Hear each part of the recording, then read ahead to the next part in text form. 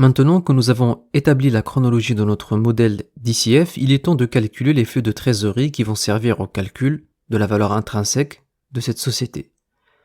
Nous commencerons par l'EBITDA, qui est le bénéfice avant intérêt, impôts et dépréciation et amortissement. Il faut ensuite déduire de cet EBITDA toutes les dépenses en capital, donc les CAPEX pour Capital Expenditures, tout simplement investissement en immobilisation. Il faut ensuite déduire toute variation du besoin en fonds de roulement. Et enfin, il faut déduire tous les impôts, afin d'arriver au flux de trésorerie disponible pour l'entreprise.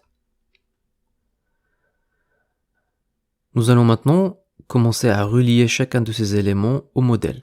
Donc nous allons commencer par l'EBITDA qui est égal au résultat net, tout en haut dans le compte de résultat, plus les impôts, plus les charges d'intérêt, et plus les dépréciations et amortissements.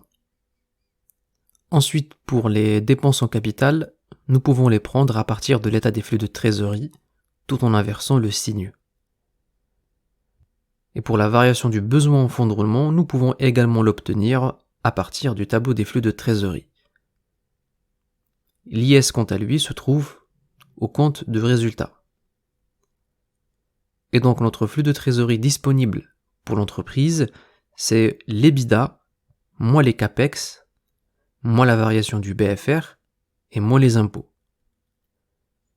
On sélectionne le tout et on remplit à droite les autres années de notre période de prévision.